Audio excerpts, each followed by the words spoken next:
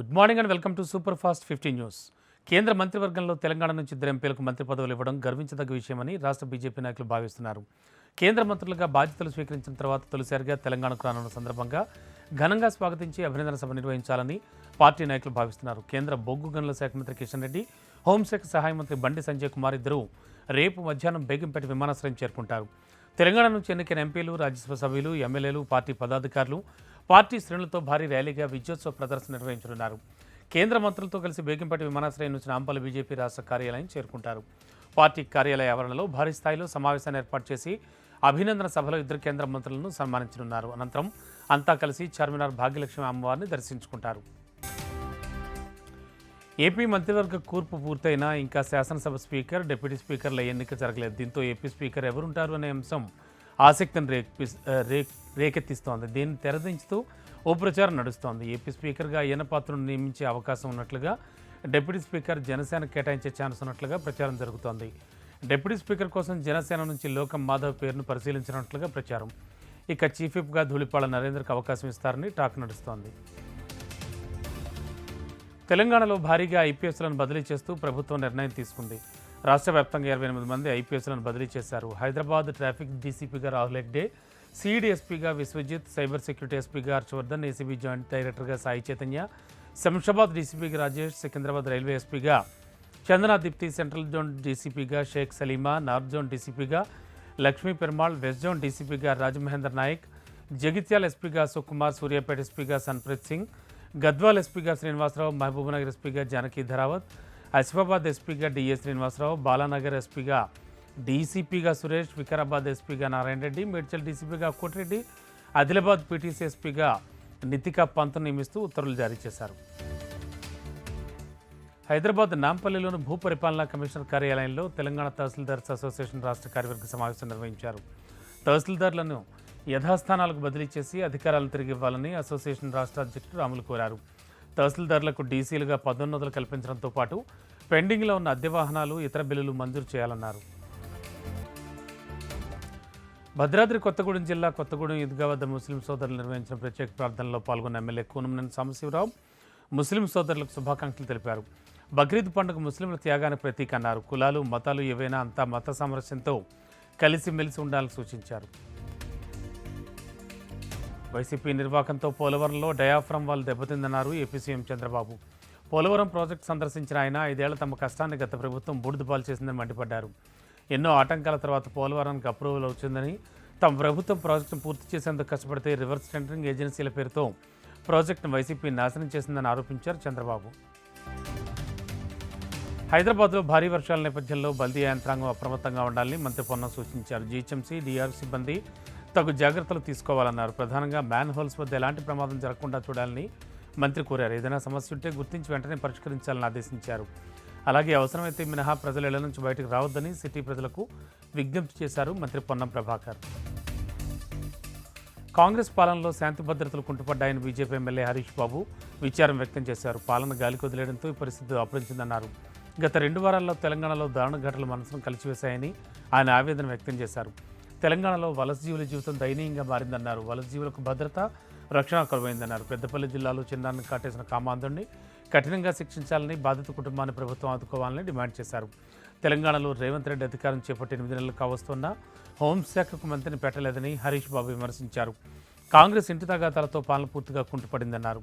చాక్లెట్లు దొరికిన మొదటి రాష్ట్రంలో గంజాయి దొరుకుతోందని ఆరోపించారు. గంజాయి కారణంగానే పెద్దపల్లిలో ఈ ఘటన జరిగిందన్నారు. తన జీవితం శ్రీకాకుళం జిల్లాకు చంద్రబాబుకి అంకితమని మంత్రి అచ్చెన్నాయుడు అన్నారు. జిల్లా అభివృద్ధి కోసం నిరంతరం పనిచేస్తానని చెప్పారు. జగన్ రాష్ట్రాన్ని అన్ని విధాలుగా నాశనం చేశారని ఆయన మండిపడ్డారు. జగన్ పాలనపై ప్రజలు తిరుగుబాటు చేసి కూటమికి పట్టం కట్టారని అన్నారు. డబుల్ ఇంజిన్ సర్కార్తో రాష్ట్రాన్ని అభివృద్ధి బాటలోకి తీసుకొస్తామన్నారు. జిల్లాలో ప్రాజెక్టులను పూర్తి చేసి ప్రతి ఎకరాకు నీరు అందిస్తామని అచ్చెన్నాయుడు వెల్లడించారు. తెలంగాణ ప్రజల ఆలోచనలు అమలు చేస్తాం, కానీ ఏపీ ఆలోచనలు కాదని హరీష్ రావుకు శ్రీధర్ బాబు కౌంటర్ ఇచ్చారు. ఆ మేరకు ప్రెస్ నోట్ రిలీజ్ చేశారు. తాము చెప్పిన ప్రతి మాటకు కట్టుబడి ఉన్నామన్నారు. బీఆర్ఎస్ చేసిన అస్తవ్యస్త ఆర్థిక వ్యవస్థను గాడిలో పెడుతున్నామని తెలిపారు. చంద్రబాబును ఉదాహరణగా తీసుకున్నారంటే హరీష్ రావు పరిస్థితి అర్థమవుతోందని ఎద్దేవా చేశారు. 12 ఏళ్ల తర్వాత గ్రూప్ 1 పరీక్షను తామే నిర్వహిస్తున్నామని పేర్కొన్నారు. జాబ్ క్యాలెండర్ సైతం త్వరలోనే రిలీజ్ చేస్తామన్నారు. ఆశా వర్కర్లను గుర్రాలతో తొక్కించారని వారి గురించి మాట్లాడే అర్హత హరీష్కు లేదని విమర్శించారు. కాంగ్రెస్ నేతలు ప్రతిపక్షంలో ఉన్నప్పుడు ఒక మాట, ఇప్పుడు మరో మాట చెబుతున్నారని బీఆర్ఎస్ ఎమ్మెల్యే హరీష్ రావు విమర్శించారు. బీఆర్ఎస్ కార్యాలయానికి గ్రూప్స్ అభ్యర్థులు వచ్చి వినతిపత్రం ఇచ్చారని తెలిపారు. గ్రూప్ 1 మెయిన్స్కు 1:100 చొప్పున పోస్టులు తీయాలని అభ్యర్థులు కోరుతున్నట్లు చెప్పారు.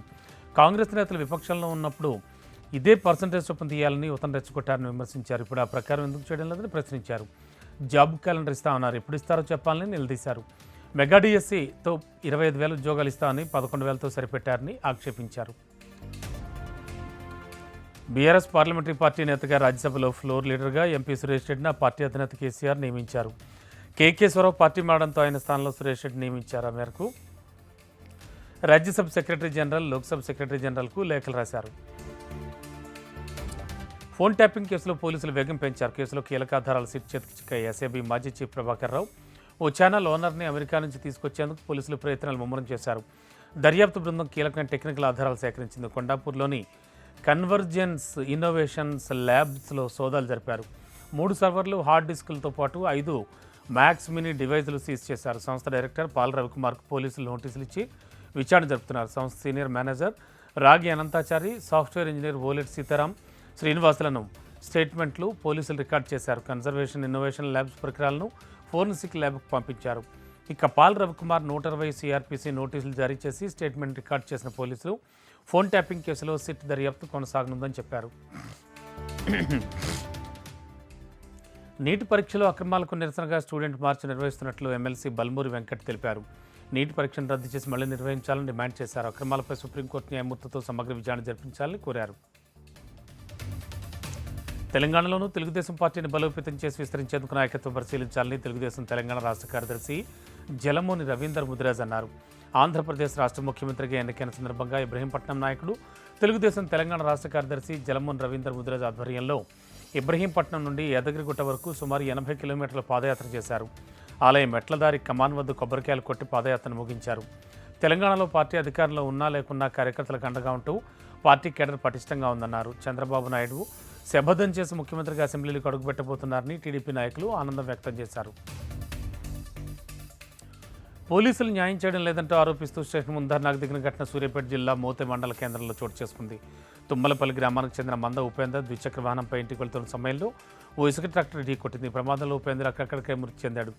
ఇసుక ట్రాక్టర్ డ్రైవర్ నిర్లక్ష్యం కారణంగానే ప్రమాదం జరిగిందంటూ మృతుని బంధువులు పోలీస్ స్టేషన్ ముందు ధర్నా చేపట్టారు. పోలీసుల నుంచి ఎలాంటి హామీ రాకపోవడంతో ఖమ్మం సూర్యాపేట జాతీయ రహదారిపై బైఠాయించారు. హైవేపై కంప చెట్లు వేసి నిరసన తెలిపారు. దీంతో ట్రాఫిక్ అంతరం ఏర్పడింది. ట్రాక్టర్కు లైట్లు లేకుండా మద్యం సేవించిన డ్రైవర్ నడుపుతున్నట్టుగా బంధువులు ఆరోపిస్తున్నారు. ఉపేందర్ మృతితో భార్య, 2 చిన్నారులు అనాథలయ్యారని కుటుంబ సభ్యులు ఆవేదన వ్యక్తం చేశారు. న్యాయం జరిగేంత వరకు ఆందోళన విరమించమని పట్టుబట్టారు. జయశంకర్ భూపాలపల్లి జిల్లా కాళేశ్వరం త్రివేణి సంగమ గోదావరి నదిలో విషాదం జరిగింది. వరంగల్కు చెందిన నిఖిల్ అనే యువకుడు తన కుటుంబ సభ్యులతో కలిసి కాళేశ్వరం దైవ దర్శనానికి వచ్చారు. గోదావరి నదిలో పుణ్యస్నానాలు ఆచరిస్తుండగా ప్రమాదవశాత్తు అఖిల్ నీటిలోకి జారి గల్లంతయ్యాడు. వైసీపీ ప్రభుత్వంలో కొందరు పోలీసులు వారికి తొత్తులుగా వ్యవహరించారని హోంమంత్రి మంగళపూడి అనిత విమర్శించారు. ఇప్పటికీ వారిలో వైసీపీ రక్తమే ప్రవహిస్తున్నట్లు వ్యవహరిస్తున్నారన్నారు. జగన్పై ఇంకా ప్రేమ ఉంటే ఉద్యోగానికి రాజీనామాలు చేసి ఆ పార్టీ కోసం పనిచేయాలన్నారు. లా అండ్ ఆర్డర్ విషయంలో ఎవరు తప్పు చేసినా వదిలే ప్రసక్తే లేదన్నారు. మహిళలకు అన్యాయం జరగకుండా చూస్తామని హామీ ఇచ్చారు. పశ్చిమ గోదావరి జిల్లా భీమవరం వేదికగా జరిగిన జూనియర్ ఛాంబర్స్ ఇంటర్నేషనల్ సమావేశం అతిథులను ఆశ్చర్యపరిచింది. సామాజిక కార్యక్రమాల్లో కీలక పాత్ర పోషిస్తున్న జూనియర్ ఛాంబర్స్ ఇంటర్నేషనల్ ప్రతినిధులు రేఖేష్ శర్మ భీమవరం సమావేశానికి ముఖ్య అతిథిగా హాజరయ్యారు. అతిథిని గౌరవించడంలో భీమవరం సత్తా చాటింది. 152 రకాల వంటకాలతో ఆతిథ్యాన్ని ఇచ్చి ఫిదా చేశారు. వెజ్, నాన్ వెజ్ రకాలు, హాట్ అండ్ స్వీట్స్, శాకాహార, మాంసాహార పచ్చళ్ళు, వివిధ రకాల బిర్యానీలు, డ్రై ఫ్రూట్స్తో ఆతిథ్యం ఇచ్చి సంతృప్తిపరిచారు. భీమవరం ఆతిథ్యాన్ని చూసి జూనియర్ ఛాంబర్స్ ఇంటర్నేషనల్ ప్రతినిధి రేఖేష్ శర్మ ఆనందం వ్యక్తం చేశారు. ఇందులో ఒకేసారి ఇన్ని రకాల వంటకాలను ఎక్కడా చూడలేదన్నారు. చిత్తూరులో అన్నా క్యాంటీన్లను పునఃప్రారంభించిన సీఎం చంద్రబాబుకు ఎంపీ ప్రసాదరావు కృతజ్ఞతలు తెలిపారు. ప్రజలకు ఇచ్చిన మాటను చంద్రబాబు నిలబెట్టుకున్నారని అన్నారు. 2019లో అధికారంలోకి వచ్చిన వైసీపీ ప్రభుత్వం అన్నా క్యాంటీన్ల ఏర్పాటును జీర్ణించుకోలేక వాటికి అడ్డుకట్ట వేసి పేదవాడి కడుపు కోతకు గురైందని ప్రసాదరావు తెలిపారు. చంద్రబాబు సమర్థవంతమైన పాలనకు ఇదే నిదర్శనమని ప్రసాదరావు అన్నారు. ఏపీ టీడీపీ రాష్ట్ర అధ్యక్షుడిగా ఎన్నికైన పల్లా శ్రీనివాసరావుకు విశాఖ ఎయిర్పోర్టులో కూటమి నేతలు ఘన స్వాగతం పలికారు. రాష్ట్ర అధ్యక్షుడిగా నియమించిన సీఎం చంద్రబాబుకు పల్లా శ్రీనివాసరావు కృతజ్ఞతలు తెలిపారు. స్టీల్ ప్లాంట్ను కాపాడే బాధ్యత తీసుకుంటానని పల్లా శ్రీనివాసరావు హామీ ఇచ్చారు. రాష్ట్రంలోనే అత్యధిక మెజార్టీ ఇచ్చిన గాజువాక ప్రజలకు రుణపడి ఉంటారని చెప్పారు. కాంగ్రెస్ ఎమ్మెల్యేలు కుంభం అనిల్, ఉత్తమ్ పద్మావతి ముస్లింలకు శుభాకాంక్షలు చెప్పిన విధానాన్ని ఎమ్మెల్యే రాజాసింగ్ తప్పుపట్టారు. హిందువులను అవమానించేలా ఆ పోస్ట్ ఉందని రాజాసింగ్ ఆగ్రహం వ్యక్తం చేశారు. హిందువులు ముస్లింల ఓట్లతోనే రేవంత్ రెడ్డి సీఎం అయ్యారు, కానీ హిందువుల మనోభావాలను దెబ్బతీసేలా ఎలాంటి పోస్టులు చేయడం కరెక్ట్ కాదన్నారు. ఆ సోషల్ మీడియా పోస్ట్ను సదరు ఎమ్మెల్యే తొలగించేలా చర్యలు తీసుకోవాలని రాజాసింగ్ డిమాండ్ చేశారు. ఏపీ డిప్యూటీ సీఎం పవన్ కళ్యాణ్కి సచివాలయంలో ఛాంబర్ కేటాయించారు సంబంధిత అధికారులు. 2వ బ్లాక్లోని మొదటి అంతస్తులో 212 గదిని ఆయన కోసం సిద్ధం చేస్తున్నారు. జనసేన మంత్రులు నాదెండ్ల మనోహర్, కందుల దుర్గేష్కు సైతం అదే అంతస్తులో ఛాంబర్లు కేటాయించారు. ప్రస్తుతం ఆయా ఛాంబర్లలో ఫర్నిచర్, ఇతర సామాగ్రిని అధికారులు సమకూర్చే పనిలో ఉన్నారు. ఇక బుధవారం డిప్యూటీ సీఎంగా బాధ్యతలు స్వీకరిస్తారు పవన్ కళ్యాణ్. గంజాయి విషయంలో పోలీసులు కఠినంగా వ్యవహరించాలని ఆదేశించామన్నారు మంత్రి నారా లోకేష్. 100 రోజుల్లో గంజాయిని రాష్ట్రంలో లేకుండా చేస్తామన్నారు. పాదయాత్రలో ఇచ్చిన హామీ మేరకు గంజాయిపై హోంమంత్రితో పాటు ఉన్నతాధికారులను కలిసి వివరించాలని తెలిపారు. టీడీపీపై వైసీపీ దాడులు చేస్తోందని, బాబు సూచన మేరకు ఓర్పుతో ఉంటున్నామన్నారు. రెడ్ బుక్ తన పని తాను చేసుకుంటూ పోతుందన్నారు మంత్రి నారా లోకేష్. తిరుమల శ్రీవారిని దర్శించుకునేందుకు భక్తులు పోటెత్తారు. శ్రీవారి దర్శనానికి 24 గంటల సమయం పడుతోంది. ఉచిత సర్వదర్శనానికి అన్ని కంపార్ట్మెంట్లు నిండి వెలుపల క్యూ లైన్లలో భక్తులు వేచి ఉన్నారు. శ్రీవారి ఆలయ పరిసరాలు, మాడవీధులు, bus stand, Lepakshi circle, laddu counter, పాప వినాశనం, శ్రీహరి పాదాలు వంటి ప్రాంతాల భక్తులతో కిక్కిసిపోయాయి. మరోవైపు అలిపిరి, శ్రీవారి మెట్ల మార్గాల్లో భక్తులు అధిక సంఖ్యలో కొండకు తరలి వస్తున్నారు. గదులకు డిమాండ్ పెరగడంతో కార్యాలయాల ముందు షెడ్లు, చెట్ల కింద, ఫుట్పాత్లపై భక్తులు సేద తీరుతున్నారు. గదుల కోసం గంటల తరబడి క్యూ లైన్లలో నిరీక్షించాల్సి వస్తోంది. కళ్యాణ కట్టలోనూ యాత్రికుల సందడి నెలకొంది. క్యూ లైన్లలో వేచి ఉన్న భక్తులకు నిరంతరాయంగా అన్నప్రసాదాలు టీటీడీ అధికారులు అందజేస్తున్నారు.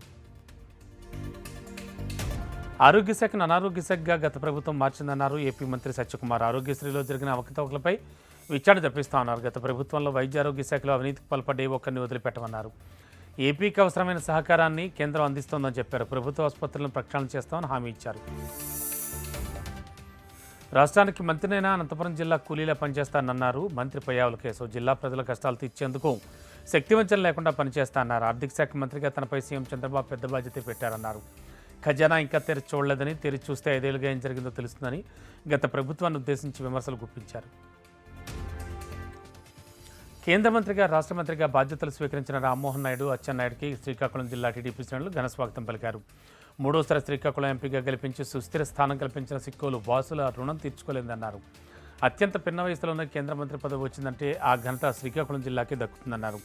తాను ఎక్కడ ఉన్నా జిల్లా అభివృద్ధి కోసం కృషి చేస్తానన్నారు. చంద్రబాబుకు ఎక్కడ నష్టం జరిగిందో అక్కడే దేవుడు న్యాయం చేశారన్నారు. గిరిజన సంక్షేమ హాస్టల్లో ఆరోగ్య పరిరక్షణ కోసం ఏఎన్ఎంలను ఏర్పాటు చేయడంపై తొలి సంతకం చేసినట్లు మంత్రి సంధ్యారాణి తెలిపారు. గిరిజన శాఖ మంత్రిగా గుమ్మడి సంధ్యారాణి బాధ్యతలు చేపట్టారు. గిరిజన ప్రాంతాల్లో తాగు, సాగునీరు, విద్య, వైద్యం, రోడ్లు ఉంటే 80% ఏ సమస్యలు ఉండవని మంత్రి అన్నారు. ప్రతి పేదవాడికి 5 వస్తువులు అందించే వరకు తాను కష్టపడతానని మంత్రి గుమ్మడి సంధ్యారాణి స్పష్టం చేశారు. సోమవారాన్ని పోలవరంగా మార్చిన వ్యక్తి చంద్రబాబు అయితే శుక్రవారాన్ని తన వారంగా గత సీఎం జగన్మోహన్ రెడ్డి మార్చుకున్నారని మంత్రి కందుల దుర్గేష్ ఎద్దేవా చేశారు. పోలవరం ప్రాజెక్టు పూర్తి చేయడం చంద్రబాబుతోనే సాధ్యమవుతుందన్నారు. CM Chandrababu Naidu, deputy CM Pawan Kalyan దిశానిర్దేశాల మేరకు ప్రాజెక్టును పూర్తి చేస్తామన్నారు మంత్రి కందుల దుర్గేష్. రిషికొండ భవనాలపై టీడీపీ తప్పుడు ప్రచారం చేస్తోందని మాజీ మంత్రి అమర్నాథ్ ఆరోపించారు. ప్రభుత్వ భవనాలు జగన్కు చెందినవిగా వక్రీకరిస్తున్నారని ఆక్షేపించారు. ఈ భవనాలను ఎలా వినియోగించుకోవాలో అనే దానిపై ప్రస్తుత ప్రభుత్వం నిర్ణయం తీసుకోకుండా జగన్ బదనాం చేస్తోందని మండిపడ్డారు.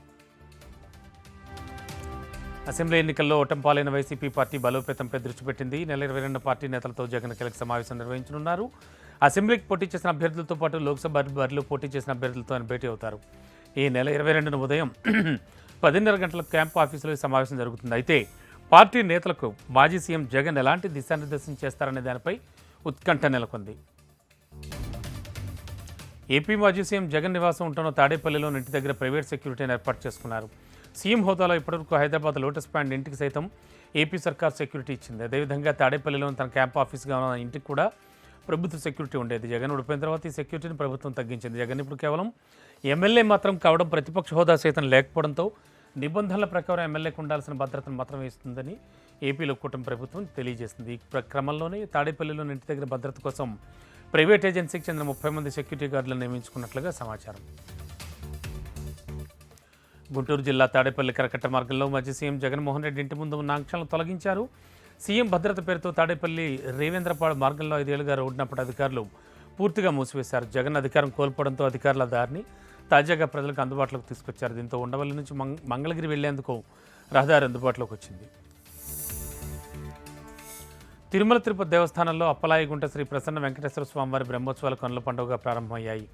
ఉత్సవాల్లో తొలి రోజు రాత్రి పెద్ద శేషవాహనంపై శ్రీదేవి భూదేవి సమేత శ్రీ ప్రసన్న వెంకటేశ్వర స్వామివారు వైకుంఠనాథుడి అలంకారంలో భక్తులను కటాక్షించారు.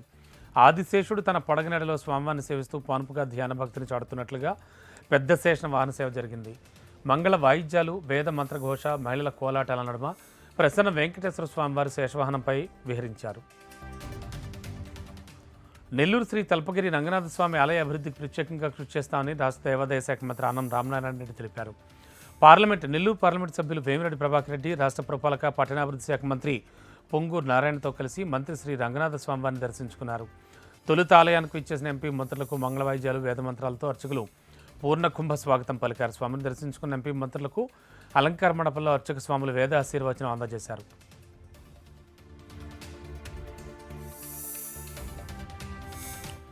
ఏపీలో రాజకీయ మార్పులతో ఎన్డీఏ కూటమి ప్రభుత్వాన్ని ఏర్పాటు చేయడంతో కళ సాకారమైందని జన సైనికులు తిరుమల శ్రీ వెంకటేశ్వర స్వామివారికి మొక్కులు తీర్చుకోవడానికి పాదయాత్ర చేపట్టారు. 580 కిలోమీటర్ల పాదయాత్రగా వెళ్లి స్వామివారిని దర్శించుకోనున్నారు. కోనసీమ అంబేద్కర్ జిల్లా రాజోలు మండలం కాట్రేనుపాడు గ్రామానికి చెందినటువంటి జనసేన పార్టీ గ్రామశాఖ అధ్యక్షులు రేఖపల్లి లక్ష్మణస్వామి, ఉలిసి శ్రీనివాసులు కాట్రేనుపాడు గ్రామం నుంచి తిరుమల తిరుపతి స్వామివారి దర్శనానికి పాదయాత్రగా బయలుదేరారు. టీడీపీ, జనసేన, బీజేపీ అభ్యర్థులు పార్లమెంటు, అసెంబ్లీ స్థానాలను భారీ మెజార్టీతో కైవసం చేసుకున్న సందర్భంగా తిరుమల వెంకటేశ్వర పాదయాత్రగా వచ్చి మొక్కులు తీర్చుకుంటానని మొక్కుకున్నట్లు వారు తెలిపారు. ఈ స్వామివారి ఆశీస్సులతో ఈ 550 కిలోమీటర్లు దాదాపు 20 రోజుల్లో చేరుకుంటామని ఆశాభావం వ్యక్తం చేశారు. అలాగే ఆ స్వామివారి ఆశీస్సులు ఏపీ రాష్ట్ర ప్రజలందరికీ ఉండాలని ఆ స్వామిని వారి ప్రార్థిస్తున్నామని జనసేనకులు తెలిపారు.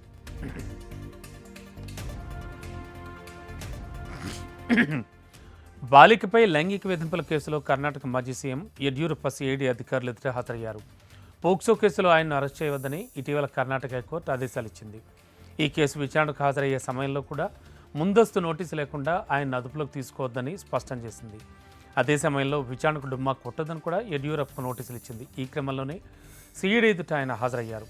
17 ఏళ్ల బాలికపై యడ్యూరప్ప లైంగిక దాడికి పాల్పడినట్లుగా లోక్సభ ఎన్నికల కొద్ది రోజుల ముందు ఆరోపణలు వచ్చాయి. బాధితురాలి తల్లి ఫిర్యాదు మేరకు ఆయనపై పోక్సో కేసు నమోదైంది. ఈ కేసుపై సిఐడి దర్యాప్తు చేస్తోంది. పశ్చిమ బంగాల్లోని డార్జిలింగ్ జిల్లాలో జరిగిన ఘోర రైలు ప్రమాదంపై కాంగ్రెస్ తీవ్ర విచారం వ్యక్తం చేసింది. మోడీ సర్కార్ వైఫల్యమే కారణమని ఆరోపించింది. 10 ఏళ్ల పాలనలో రైల్వే శాఖను బీజేపీ దుర్వినియోగం చేసిందని కాంగ్రెస్ అధ్యక్షులు మల్లికార్జున ఖర్గే మండిపడ్డారు. ఆ శాఖను ప్రచార వేదికగా మార్చేశారని ఆరోపించారు. బాధితుల తరపు పోరాడుతున్నామన్నారు.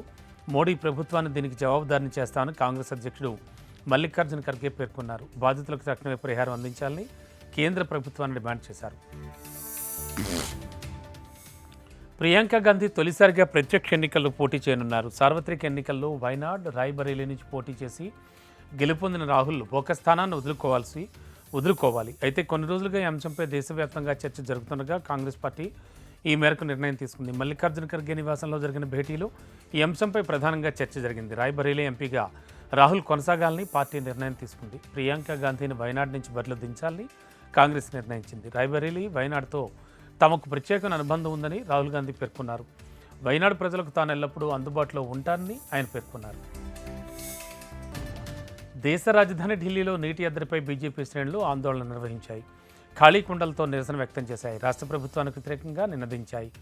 బీజేపీ శ్రేణుల ఆందోళనపై ఆప్ మంత్రి మండిపడ్డారు. ఢిల్లీ ఎల్జీ కార్యాలయం ముందు ధర్నా చేయాలని సూచించారు. మణిపూర్లో భద్రత పరిస్థితిని సమీక్షించేందుకు కేంద్ర హోంమంత్రి అమిత్ షా ఉన్నత స్థాయి సమావేశం నిర్వహించారు. ఢిల్లీలోని హోంశాఖ కార్యాలయంలో ఈ సమావేశం జరిగింది. మణిపూర్లో ప్రస్తుత పరిస్థితిని అడిగి తెలుసుకున్నారు. పరిస్థితిని మెరుగుపరిచేందుకు తీసుకోవాల్సిన చర్యలు తదితర అంశాలపై ఈ సమావేశంలో చర్చించారు. కేంద్ర హోంశాఖ కార్యదర్శి Ajay Bhalla, Intelligence Bureau chief Tapan Deka, army chief Manoj Pande, Manipur భద్రతా సలహాదారు Kuldeep Singh, Manipur chief secretary Vineet Joshi, Manipur DGP Rajiv Singh, Assam Rifles DG Pradeep Chandra Nair ఈ సమావేశానికి హాజరైన వారిలో ఉన్నారు. మహారాష్ట్ర, జార్ఖండ్, హర్యానా, జమ్మూ కాశ్మీర్ అసెంబ్లీలకు త్వరలో ఎన్నికలు జరగనున్నాయి. ఈ క్రమంలో ఆయా రాష్ట్రాలకు బీజేపీ అధిష్టానం ఇన్ఛార్జీలు ప్రకటించింది. జమ్మూ కాశ్మీర్ ఎన్నికల ఇన్ఛార్జిగా కేంద్ర మంత్రి కిషన్ రెడ్డిని నియమించింది. మహారాష్ట్ర ఇన్ఛార్జిగా భూపేంద్ర యాదవ్, కో ఇన్ఛార్జిగా అశ్విని వైష్ణవ్ నియమించగా హర్యానా బాధ్యతలను ధర్మేంద్ర ప్రధాన్ బిప్లవ్ కుమార్ దేవులకు అప్పగించింది. ఇక జార్ఖండ్ బాధ్యతలను శివరాజ్ సింగ్ చౌహాన్తో పాటు హిమంత్ బిశ్వశర్మలను నియమించినట్లు ప్రకటించింది. ఈ మేరకు బీజేపీ జాతీయ ప్రధాన కార్యదర్శి అరుణ్ సింగ్ ఉత్తర్వులు జారీ చేశారు. పోప్ మోడీ భేటీపై సోషల్ మీడియాలో చేసిన కామెంట్ల పట్ల కేరళ కాంగ్రెస్ పార్టీ క్షమాపణలు చెప్పింది. పోప్ను అవమానించడం తమ ఉద్దేశం కాదని క్లారిటీ ఇచ్చింది. క్రైస్తవులకు క్షమాపణలు తెలిపింది. G9, G7 సదస్సులో జరిగిన మోడీ పోప్ ఫ్రాన్సిస్ భేటీపై కేరళ కాంగ్రెస్ పార్టీ తన సోషల్ మీడియా అకౌంట్లో పోస్ట్ చేసిన మీమ్ వివాదాస్పదమైంది. మోడీ పోప్ ఫోటోను పోస్ట్ చేసిన కేరళ కాంగ్రెస్ చివరికి దేవుణ్ణి కలిసే అవకాశం పోప్కు దక్కిందని క్యాప్షన్ ఇచ్చింది. అయితే బీజేపీతో పాటు ఇతర పార్టీల నుంచి పోస్ట్పై నెగిటివ్ కామెంట్స్ రాగా దాన్ని సోషల్ మీడియా అకౌంట్ నుంచి తొలగించింది. క్రైస్తవ వర్గానికి క్షమాపణ తెలిపింది. భారత్ కెనడాల మధ్య దౌత్య సంబంధాలు దెబ్బతిన్న నేపథ్యంలో G7 సదస్సులో ఓ ఆసక్తికర సన్నివేశం చోటు చేసుకుంది. వచ్చేడాది కెనడాలో జరగనున్న G7 సదస్సుకు భారత్ను ఆహ్వానిస్తారా అని ఓ రిపోర్టర్ కెనడా ప్రధాని జస్టిన్ ట్రూడోను అడిగారు. ప్రస్తుతానికి ఈ ఏడాది ఇటలీ అధ్యక్షతన సమావేశాలు జరుగుతున్నాయని, మెలోనీ అధ్యక్షతన పలు అంశాలపై కలిసి పనిచేసేందుకు ఎదురు చూస్తున్నామని ట్రూడో వెల్లడించారు. వచ్చేడాది తాను G7 గ్రూప్ అధ్యక్ష బాధ్యతలు తీసుకున్న తర్వాత ఈ అంశంపై మాట్లాడతాన్నారు. ప్రపంచవ్యాప్తంగా పలు దేశాలు తమ రక్షణ కోసం పూర్తిగా అణ్వస్త్రాలను నమ్ముకున్నాయని Stockholm International Peace Research Institute SIPRI వెల్లడించింది. ఏటా ఈ ధోరణి మరింత పెరుగుతోందని ఆందోళన వ్యక్తం చేసింది. అభివృద్ధి దశలో ఉన్న అణ్వాయుధాల సంఖ్య శాతం ఎగబాకిందని తెలిపింది. అణ్వస్త్ర సామర్థ్యం ఉన్న 9 దేశాలు తమ ఆయుధాలను మరింత ఆధునికీకరిస్తున్నాయని సిప్రి వెల్లడించింది. కొన్ని దేశాలు 2023లో కొత్త ఆయుధ వ్యవస్థలను ప్రయోగానికి సిద్ధంగా ఉంచాయని పేర్కొంది. మొత్తంగా 2024 జనవరి నాటికి ప్రపంచవ్యాప్తంగా 12,121 అణ్వస్త్రాలు ఉన్నాయని తెలిపింది. భారత్ వద్ద 172 అణ్వస్త్రాలు ఉండగా గతేడాది 164 ఉన్నాయని సిప్రి వెల్లడించింది. ఇక ఇవి వాటి సూపర్ ఫాస్ట్ 15 న్యూస్ విశేషాలు. చూస్తూనే ఉండండి HM టీవీ, వార్తాగదు నిజం దాగదు.